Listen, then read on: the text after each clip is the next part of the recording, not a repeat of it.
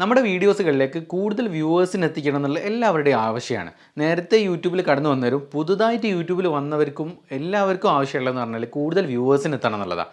എങ്ങനെ കൂടുതൽ വ്യൂവേഴ്സിനെ പുതുതായിട്ട് എത്തിക്കാൻ പറ്റും?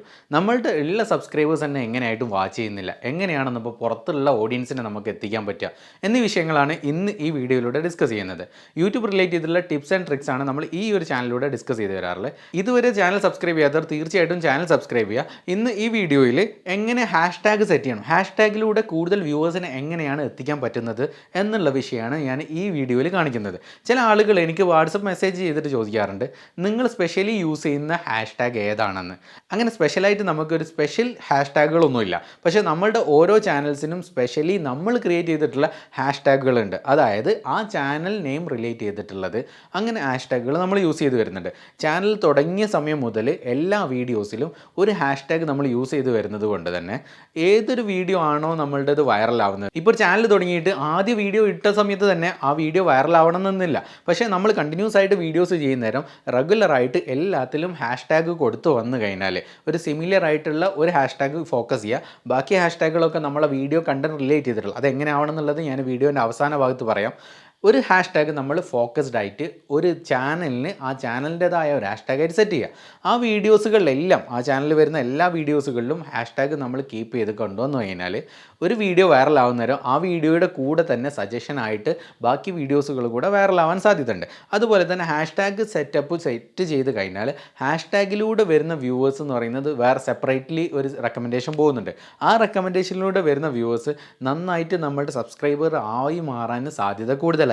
ഇത് ജനറലി നമ്മളുടെ ചാനലിന് വേണ്ടിയിട്ട് സ്പെസിഫിക് ആയിട്ടുള്ള ഒരു ഹാഷ്ടാഗ്. ഇനി അടുത്തതായിട്ട് ഹാഷ്ടാഗ് ക്രിയേറ്റ് ചെയ്യുന്ന സമയത്ത് നമ്മൾ സെറ്റ് ചെയ്യേണ്ടത് ഒരു വീഡിയോ, ആ വീഡിയോ ഇപ്പോൾ എങ്ങനെയാണ് ചിക്കൻ ബിരിയാണി ഉണ്ടാക്കേണ്ടത് എന്നുള്ള ഒരു വീഡിയോ ആണെന്നുണ്ടെങ്കിൽ അതിൽ നമ്മൾ എങ്ങനെ ഹാഷ്ടാഗ് സെറ്റ് ചെയ്യണം എന്നുള്ളത് സെർച്ച് ചെയ്യേണ്ടത് ഞാൻ മുമ്പത്തെ വീഡിയോയിൽ പറഞ്ഞതുപോലെ തന്നെ നമ്മൾ അതുപോലുള്ള വീഡിയോസുകൾ വേറെ ചെയ്തിട്ടുള്ളത് റിസർച്ച് ചെയ്യുക. ആ വീഡിയോസുകളിൽ എന്ത് ടൈറ്റിലാണ് കൊടുത്തിട്ടുള്ളത്, അല്ലെങ്കിൽ അവർ യൂസ് ചെയ്തിട്ടുള്ള തംബ്നെയിൽ കണ്ടൻറ്റുകൾ ഇത് യൂസ് ചെയ്തിട്ട് അത് റിലേറ്റഡ് ആയിട്ടുള്ള ഒരു ഹാഷ്ടാഗാണ് നമ്മൾ സെലക്ട് ചെയ്യേണ്ടത്.